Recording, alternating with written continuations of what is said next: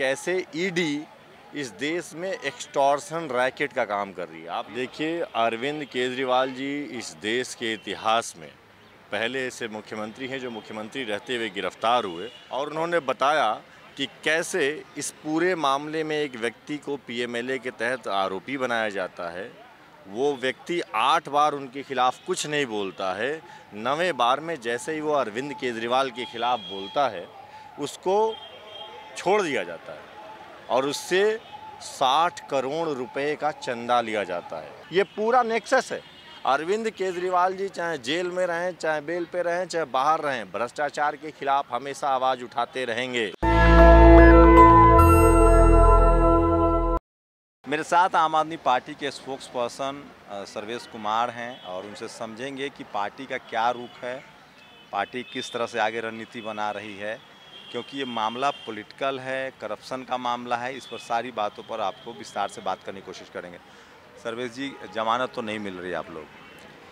देखिए, अरविंद केजरीवाल जी इस देश के इतिहास में पहले ऐसे मुख्यमंत्री हैं जो मुख्यमंत्री रहते हुए गिरफ्तार हुए, और इन्हें इतिहास के स्वर्णाक्षरों में लिखवा दिया गया जिन्होंने खुद अपनी बहस की फिर से, और उन्होंने बताया कि कैसे इस पूरे मामले में एक व्यक्ति को पीएमएलए के तहत आरोपी बनाया जाता है।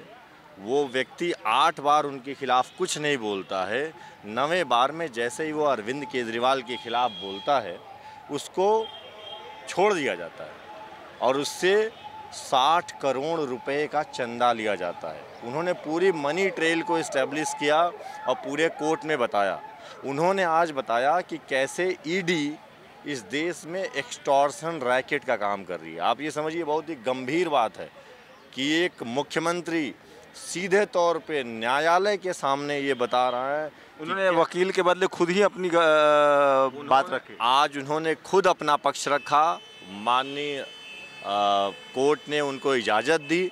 हालांकि ईडी ने तुरंत इसका विरोध किया। वो ये भी नहीं चाहते हैं कि कोर्ट के सामने अरविंद केजरीवाल बोलें। उनको अरविंद केजरीवाल से, संजय सिंह से सबसे बड़ा खतरा बोलने से है, क्योंकि ये जब भी बोलते हैं तो इनका कच्चा चिट्ठा खोल देते हैं। आज अरविंद केजरीवाल जी ने कोर्ट के सामने बोला, खुद बोला, और उन्होंने इस्टेब्लिश किया कि कैसे 25,000 पन्ने और 13,000 पन्ने की टोटल कुल चार्जशीट के साथ भी अरविंद केजरीवाल के खिलाफ कोई सबूत नहीं है, वो दोषी तक नहीं है, उसके बावजूद भी उनको गिरफ्तार किया। और ईडी का सिर्फ टारगेट उनको गिरफ्तार करना था। नहीं तो क्या पॉलिटिकल वजह मानते हैं आप लोग? ये राजनीतिक षड्यंत्र है। अरविंद केजरीवाल जी ने आज कोर्ट के सामने कहा भी कि ये पूरी तरीके से राजनीतिक षड्यंत्र है। अरविंद केजरीवाल जी के खिलाफ कोई भी सबूत नहीं है, यहाँ तक कि वो दोषी भी नहीं है, फिर भी उनको गिरफ्तार किया जाता है एक चीफ मिनिस्टर को। और किसके? 3 नेता आपके जेल में हैं। मुख्यमंत्री, आप कह रहे हैं ना कि अचीवमेंट है कि मुख्यमंत्री को गिरफ्तार हुआ, नैतिकता तो कहती थी कि उनको रिज़ाइन करना चाहिए। इस देश में बहुत सारे नेताओं ने रिज़ाइन किया है, चलिए लोकतंत्र का तकाजा है। संजय सिंह जेल में है, सिसोदिया जेल में, सत्येंद्र जैन जेल में है। सवाल है कि आम आदमी पार्टी के 4 नेता जेल में, जमानत नहीं मिल रही, इसलिए शक बढ़ता जा रहा है। लोगों को लगता है कि कुछ तो बात होगी ना, क्योंकि अरविंद केजरीवाल पहले पर्ची लेके घूमते थे, लालू यादव चोर है, मुलायम सिंह चोर है, मायावती चोर है, इनको चुनाव ही लड़ना। आप लोग का तो जन्म ही भ्रष्टाचार के खिलाफ हुआ है। अन्ना आंदोलन चला, बीजेपी उसी आंदोलन पर बैठकर आई। तो आप लोग फेस कीजिए करप्शन के चार्जेज को।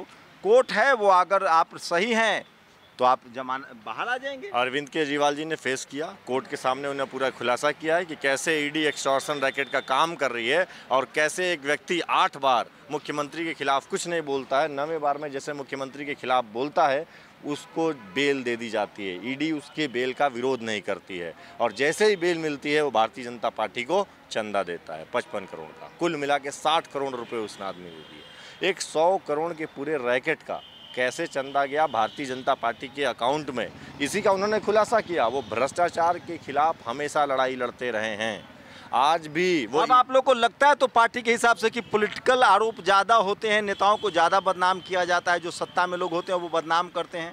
देखिए, आम आदमी पार्टी तो हमेशा तथ्यों के साथ बात करती है। आज कोर्ट में भी हमारे मुख्यमंत्री जी तथ्यों के साथ बात कर रहे थे कि कैसे एक शरद रेड्डी ने भ्रष्टाचार किया, कैसे एक मनगूटा जो इनके खिलाफ कुछ नहीं बोलता है, वो जैसे ही अरविंद केजरीवाल के खिलाफ बोलता है ईडी उसका बेल अपोज नहीं करती है, उसको बेल दिया जाए तो वो भारतीय जनता पार्टी के अलायंस के साथ सांसदी का चुनाव लड़ने चला जाता है। ये पूरा नेक्सस है। अरविंद केजरीवाल जी चाहे जेल में रहें, चाहे बेल पे रहें, चाहे बाहर रहें, भ्रष्टाचार के खिलाफ हमेशा आवाज़ उठाते रहेंगे। तो अगर ये पूरा खेल है तो आप लोग कैसे लड़ेंगे राजनीतिक रूप से? आम आदमी पार्टी का आप जोश देखिए, हर तरफ हम लड़ रहे हैं। देखिए, तानाशाही जब जब इस दुनिया में आई है उसके खिलाफ कोई ना कोई अरविंद केजरीवाल खड़ा हुआ है। आज अरविंद केजरीवाल इस देश में तानाशाह के खिलाफ खड़ा हैं, उनको मजबूती से उनका मुकाबला कर रहे हैं, उसको बता रहे हैं कि देखो हम जेल के अंदर रहें चाहे जेल के बाहर रहें, तुमसे मुकाबला करते रहेंगे। आम आदमी पार्टी ऐसी पार्टी नहीं है कि जिसको तुम खोखा दे के और पैसा दे के तोड़ लोगे।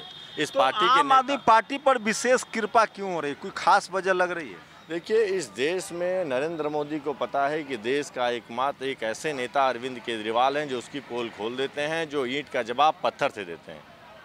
इससे नरेंद्र मोदी अरविंद केजरीवाल से डरते हैं। उनको लगता है कि स्कूल की राजनीति और पढ़ाई और दवाई की राजनीति उनके बांटने की, उनके हिंदू और मुसलमान की राजनीति में बहुत भारी पड़ती है। इसलिए अरविंद केजरीवाल का जो डर है वही ये सब कुछ करवा रहा है। वो नहीं चाहते हैं कि आम आदमी पार्टी जो 10 साल में एक राष्ट्रीय पार्टी बन गई, उससे उनको खतरा लग रहा है। उससे उनको बहुत बड़ा खतरा लग रहा है, क्योंकि अरविंद केजरीवाल के आते ही मुद्दों की राजनीति शुरू हो जाती है। गुजरात में गठबंधन आप लोगों ने किया, दिल्ली में इसका कह रहे थे आप लोग कि हमको कहा जा रहा है कि गठबंधन में मत आओ। गठबंधन में जाने से भी खामियाजा भुगतना पड़ा? पूरी तरीके से हमारे शीर्ष नेताओं ने तो प्रेस कॉन्फ्रेंस करके बताया कि उनका पूरी तरीके से इशारा था कि आप गठबंधन में मत जाइए, हम कुछ नहीं करेंगे। जैसे ही आप गठबंधन में गए, ये सब कार्रवाइयाँ पूरी तरीके से तेज हो गई। 2 साल से जिस मामले की जांच चल रही है, 4-4 चार्जशीट, 5-5 चार्जशीट आ चुकी हैं, उसके बाद भी अरविंद केजरीवाल के खिलाफ कुछ नहीं है। मात्र एक चीज़ है कि आपने दबाव बना के झूठे बयान लिए हैं, और भी बयान किन शर्तों पे लिया? उन लोगों को जेल से निकालने के नाम पे। तो क्या आपको इससे राजनीतिक फायदा होता दिख रहा है सर्वेश, या नुकसान होता दिख रहा है? देखिए, संघर्ष जो भी व्यक्ति करेगा, राजनीतिक संघर्ष में कभी भी जेल में आपने किसी को रखा, किसी को दबा नहीं पाए। इस देश के राजनीतिक संघर्ष को उठाइए, हमसे ज़्यादा आप लोग जानते होंगे, बड़े बड़े नेताओं को जानते होंगे। जितने भी राजनीतिक लोग हैं, अगर उनको आप फर्जी आरोपों में ऐसे जेल में गिरफ्तार करोगे तो उसका ज़रूर फ़ायदा होगा। देश की जनता, पूरा देश उग्रे। आप भारतीय जनता पार्टी के लोगों से कैमरा हटा के पूछ लीजिए, कह देंगे नहीं, केजरीवाल साहब की गिरफ्तारी बहुत गलत हुई है। आप खुद सोचिए, 30-30 कंपनियां मिलकर हज़ारों करोड़ों का चंदा दे रही हैं, और उन कंपनियों को 4-4 लाख करोड़ का काम दिया जा रहा है। ये पूरे नेक्सस का खुलासा हुआ। ये ईश्वरीय संयोग भी है कि ऊपर वाला देख रहा था कि कैसे आप अरविंद केजरीवाल को गिरफ्तार करोगे। सुप्रीम कोर्ट ने वैसे इलेक्टोरल बॉन्ड ला के भारतीय जनता पार्टी का कच्चा चिट्टा खोल दिया। पूरा देश देख रहा है कि भारतीय जनता पार्टी से बड़ी भ्रष्टाचारी पार्टी कोई नहीं है। पूरी पार्टी ईडी और इनकम टैक्स का इस्तेमाल सिर्फ एक्सटॉर्शन में करती है, डराने और धमकाने में करती है। पूरा नेक्सस खुल गया है। उनको कोई मतलब नहीं भ्रष्टाचार से। नवीन जिंदल उनके लिए कोयला चोर होंगे। वो जैसे उनके पास आते हैं वो बहुत ही साफ सुथरे हो जाते हैं। वॉशिंग मशीन है उनके पास नारायण राणे होंगे, उनके पास ईडी का केस होगा, लगाएंगे। हेमंत बिश्व शर्मा पे केस लगाएंगे। जितनों पे वो भ्रष्टाचार का आरोप लगाते हैं, वो सिर्फ इसलिए लगाते हैं कि वो भारतीय जनता पार्टी में शामिल हो जाएं। पब्लिक परसेप्शन बदल रहा है। एक दौर था जब लोगों पर आरोप लगते थे तो लोग कहती थी कि इन्होंने करप्शन किया है। आज जब से बीजेपी आई है, अब पब्लिक परसेप्शन बदल गया है कि अगर किसी पर आरोप लगता है, कोई जेल जाता है, तो लगता है कि वो बीजेपी से लड़ रहा होगा। इस पब्लिक परसेप्शन का फ़ायदा फिलहाल आम आदमी पार्टी को मिल रहा है। आपकी क्या प्रतिक्रिया है? क्या आम आदमी पार्टी को फ़ायदा होगा? क्या हेमंत सोरेन को इससे फ़ायदा होगा? क्या इंडिया गठबंधन को चुनाव में इन गिरफ्तारियों से फ़ायदा होगा?